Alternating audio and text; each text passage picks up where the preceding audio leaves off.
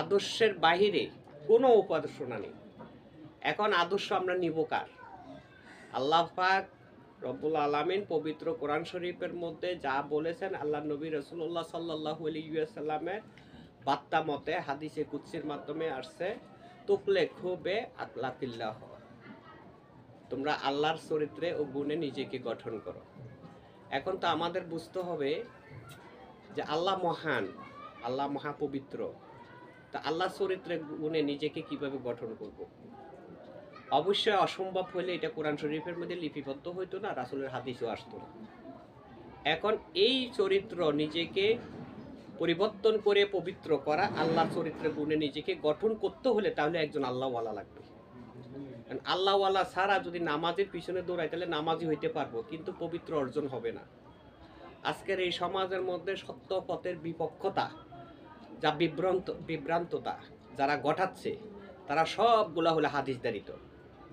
কোরআনের ব্যাখ্যা আসে একরকম, হাদিসের কথা বলে আরেক রকম, বইলা মানুষের পথভ্রষ্ট করে। নামাজ ছাড়া কোনো গতি নেই।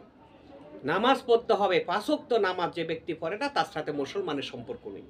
অথচ নামাজ পড়ে বটে, নামাজওয়ালার সাথে তাদের কোনো সম্পর্ক নেই। তারা নামাজ পড়ে, নামাজওয়ালার সাথে সম্পর্ক নেই। এই নামাজ তো আসমান থেকে সরাসরি জমিনে আসে নাই, আল্লাহ নবী রাসূলুল্লাহ সাল্লাল্লাহু আলাইহি ওয়াসাল্লামের মাধ্যমে এই নামাজ আসছে। আল্লাহ পাক বলেছেন আমার চরিত্র গুণে নিজেকে গঠন করো। আল্লাহ নবী রাসূলুল্লাহ সাল্লাল্লাহু আলাইহি ওয়াসাল্লাম বলেছেন আনা মিন নুরিল্লাহি ওয়া খালকু কুল্লুহুম মিন নুরি।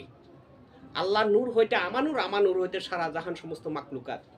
তাহলে সেই নবীর, সেই রাসূলের অনুসরণ করলে, আদর্শ গ্রহণ করলে সেই হবে পথিক মানুষ, সেই হবে সঠিক পথের মানুষ। আজকে এই তাদেরকে যদি, তিনাকে যদি নির্ণয় করতে হয়, এখন আমাদেরকে কি করতে হবে আমরা বুঝি না, কিন্তু কোরআন শরীফের মধ্যে কার কার কথা আছে সেটা আমাদেরকে ফলো করতে হবে। কোরআন শরীফের কার কথা আছে? প্রথমে আল্লাহর কথা আছে, নবী রাসূলের কথা আছে, ওলিয়া উলিয়ার কথা আছে।